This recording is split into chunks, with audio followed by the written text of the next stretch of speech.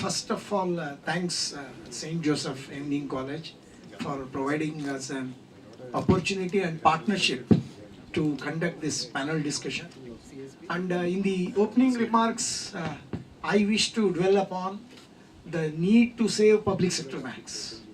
The need to save public sector banks despite the sliding market share of public sector banks. For the simple reason that you cannot imagine India without public sector banks' contribution, or you cannot imagine the nation building process without the contribution of public sector banks. Again, I will supplement my statement with the statistics and also comparison with other players in other industry. When the government decided to privatize telecom operator, and they said you have to go to rural areas, and it is on the record and the documentary evidences are available, other than the BSNL which is going to be killed by the policy makers, and no Idea, no Vodafone, no Airtel has gone and served the rural masses or the rural folk, which can be done only by public sector banks, whether the policy makers likes it or not.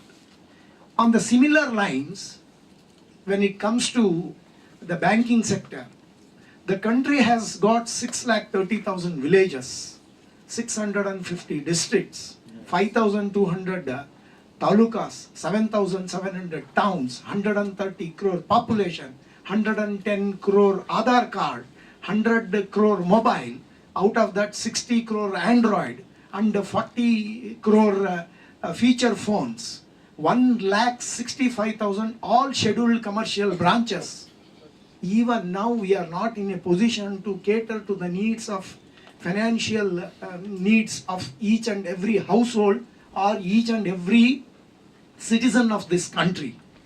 When we are not, under 12 lakh bank employees, including all, I mean cooperative banks including, when this size are not able to meet the requirements of financial needs of the entire country or citizenry, then the government of the day, policymakers of the day are thinking of reverse nationalization, which is going to create a divide or widen the gap.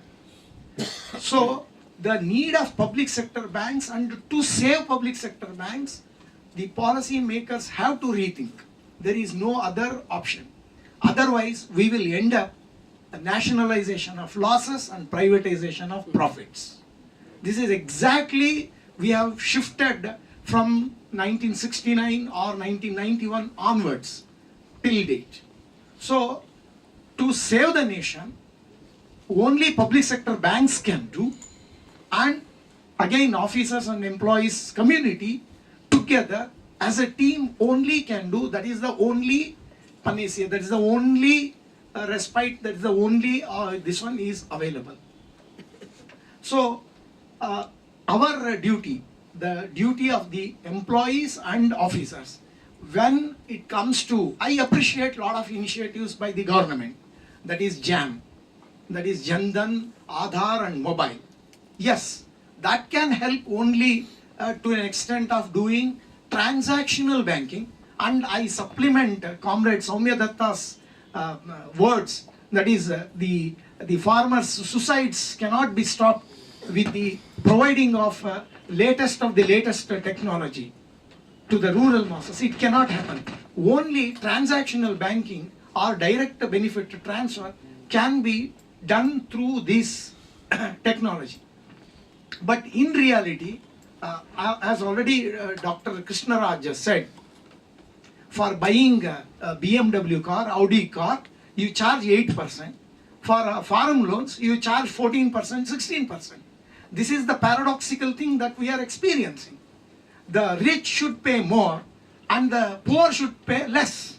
That is as simple as economics and banking.